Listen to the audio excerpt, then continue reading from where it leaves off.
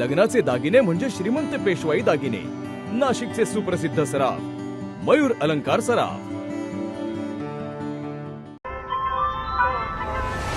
ताज्या बातम्यांसाठी नाशिक न्यूजच्या YouTube चॅनलला सबस्क्राईब करा आणि बेल आयकॉनला प्रेस करा।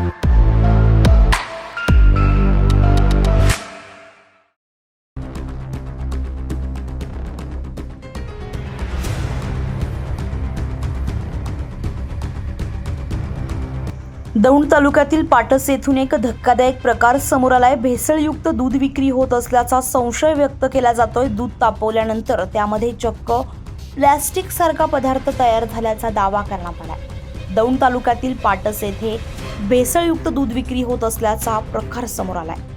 पाटस येथील युवराज आव्हाड यांनी एका स्वीट होम मधून दूध खरेदी केले होतं, मात्र ते दूध घरी आणून तापवल्यानंतर त्यामध्ये विचित्र बदल दिसून आले आहेत। दूध तापवल्यानंतर त्यामध्ये मोठ्या गाठी तयार झाल्या आणि त्या गाठी ओढल्यानंतर ताणल्या जात असल्याचंही दिसून आलंय। त्यामुळे हे दूध प्लॅस्टिक सदृश्य किंवा केमिकल युक्त असल्याचा संशय व्यक्त केला जातोय। या प्रकारामुळे नागरिकांमध्ये भीतीचं वातावरण निर्माण झालेलं असून अशा भेसळयुक्त दुधाचा आरोग्यावर गंभीर परिणाम होऊ शकतो अशी ही चिंता व्यक्त केली जाते। दरम्यान दूध तापवल्यानंतर गाठी तयार झाल्या आणि प्लॅस्टिक सारखा पदार्थ तयार झाला असा दावा करत नेमकं काय सांगितलंय दूध खरेदी करणारे। नमस्कार, मी युवराज आव्हाड, मी पाटस येथील रहिवासी आहे। तर काल दुपारी मी पाटसमधील स्थानिक दुकानातनं घरगुती म्हणजे पद्धतीचं दूध जे दुकानदार पॅकिंग करून देतात ते आपण घरी नेलं आणि ते घरी नेलं तर दुपारी फ्रीजमध्ये ठेवल्यावर संध्याकाळी ज्यावेळेस गरम केलं त्यामध्ये प्लॅस्टिक सदृश्य दूध असं आढळलं। जसं जसं गरम करेल तसं तसं ते प्लॅस्टिक लांबत चाललं होतं। म्हणजे एकदम खराब निकृष्ट दर्जाचं ते दूध होतं।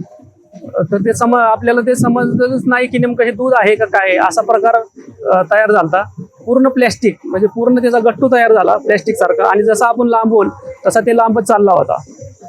अशा पद्धतीने जर दूध आपण जर खाल्लं तर आपल्या शरीरावर तिचे किती विपरीत परिणाम होतील हे आपण सांगू शकत नाही।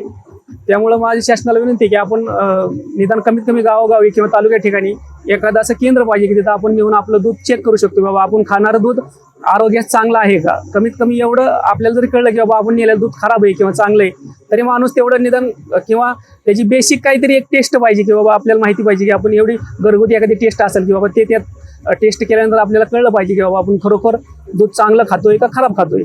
तर अशी एखादी टेस्ट असेल तर प्रत्येक मनुष्य आपण हे घरी चेक करून हे दूध खाऊ शकतो, नाहीतर दुधामुळे अनेक भयंकर आपण आजार होऊ शकतात असं मला वाटतं। दरम्यान या घटनेनंतर अन्न आणि औषध प्रशासनानं या प्रकरणाची दखल घेऊन तपास करण्याची गरज व्यक्त होत असून नागरिकांच्या आरोग्याशी खेळ करणाऱ्यांवर कडक कारवाई करण्याची मागणी जोर धरू लागली आहे। संजय परमार, नाशिक न्यूज, नाशिक।